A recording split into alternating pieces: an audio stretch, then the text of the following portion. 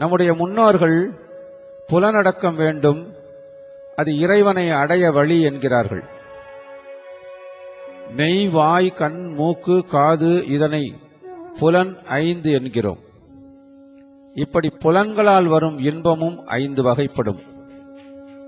இதுவே ஒரு மனிதனின் அழிவுக்கு முக்கிய காரணமாகும். விட்டில் பூச்சி மழை காலத்தில் எரியும் விளக்கை பார்த்து பழம் என்று நினைத்து அதன் அருகில் சென்று தப்பிக்க முடியாமல் தீயில் விழுந்து அழியும்.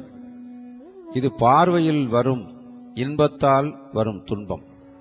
மீன்கள் தண்ணீரில் போடப்படும் தூண்டில் புழுவுக்கு ஆசைப்பட்டு அதனை சாப்பிட எத்தனித்து அந்த தூண்டிலில் இறுதியில் மாட்டி உயிரை மாய்த்து கொள்ளும். இது நுகர்தலால் வரும் இன்பத்தால் வரும் துன்பமாகும். பெண் யானையை ஆண் யானை இச்சை கொண்டு துரத்தி செல்லும் போது யானை பாகர்கள் வெட்டி வைத்த குழியில் விழுந்து மாட்டிக்கொள்ளும்.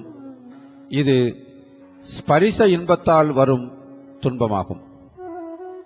புல்லாங்குழலின் இசைக்கு மயங்கி ஆடாமல் அசையாமல் நிற்கும் புள்ளிமான் வேடனிடம் மாட்டிக்கொள்வது கேட்பதால் வரும் இன்பத்தால் வரும் துன்பமாகும். தேனை சுவைத்து கூட்டில் வைத்ததன் விளைவாக வேடர் நெருப்பால் தேன் கூட்டை சுட்டு தேனை எடுப்பதால் தேனீக்கள் துன்புறும். இது சுவைக்கும் ஆசையால் வந்த துன்பமாகும். எனவே ஒவ்வொரு உயிரும் கெடுவதற்கும் அழிவதற்கும் புலன்களே காரணமாகும். அதுபோல உலகில் நம் கண்ணுக்கு முன்னே புலன்களால் அறியும்படியாக அமிர்தமும் வைக்கப்பட்டுள்ளது, விஷமும் வைக்கப்பட்டுள்ளது என்று நாம் உணர வேண்டும் என்பதே சரியான படைப்பின் ரகசியமாக கருதப்படுகிறது.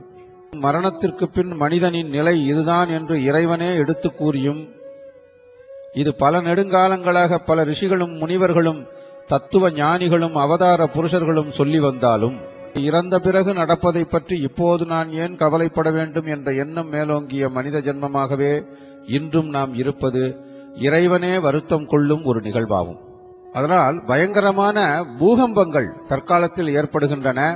வரலாறு காணாத சுனாமி போன்ற நிகழ்வுகளால் பல லட்சம் உயிர்கள் அழிந்த சம்பவங்கள் ஏற்படுகின்றன. இருப்பினும் இன்னும் மனிதன் மேலும் மேலும் தவறு செய்வதும் படுபாவச் செயல்களில் ஈடுபடுவதும் தர்மமற்ற ஒழுக்கமற்ற செயல்களில் ஈடுபடுவதும் தான் நடந்து கொண்டிருக்கிறது. இதை பகவான் கிருஷ்ணரே கலியுகத்தில் இப்படித்தான் நிகழும் என்பதை 5000 வருடங்களுக்கு முன்னரே அர்ஜுனனுக்கு கூறியுள்ளார் என்றால் அது மிகையாகாது. மரணத்துக்கு பிறகும் உயிருக்கு உருவம் இருக்கிறது என்றும், உயிரோடு இருந்த காலத்தில் இருந்த உருவமே அதற்கு ஏற்படுகிறது என்றும், அதற்கும் உயிர் உள்ளவர்களைப் போலவே ஆசை, நிராசை, விருப்பு, வெறுப்பு, மகிழ்ச்சி, துக்கம், ஆத்திரம், அமைதி, நல்லது செய்ய வேண்டும், பழி தீர்க்க வேண்டும் என்பன போன்ற குணங்கள் உள்ளன என்றும் கண்டுபிடித்திருக்கிறார்கள். ஆத்மாவானது சத்வகுணம் மேலோங்கிய போது மரணமடைந்தால் அது அறிவில் சிறந்தவர்களது உயர்ந்த உலகத்தை அடைகிறது. ரஜோகுணம் மேலோங்கிய நிலையில் மரணத்தை எய்தினால் அது அறிவற்றவர்களிடையே பிறக்கிறது.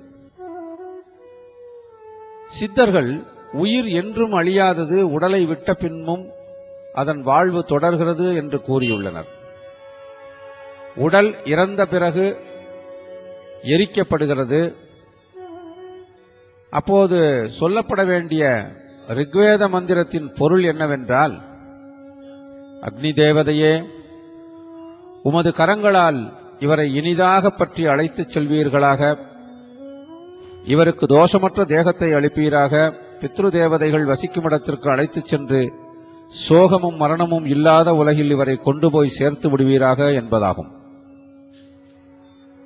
இறந்து போன முன்னோருக்காக அவர்கள் இறந்த நேரம், திதியை அடிப்படையாக கொண்டு வருடம் ஒரு முறை வரும் திதி தினத்தில் சிரார்த்த கர்மங்கள் செய்ய வேண்டும்.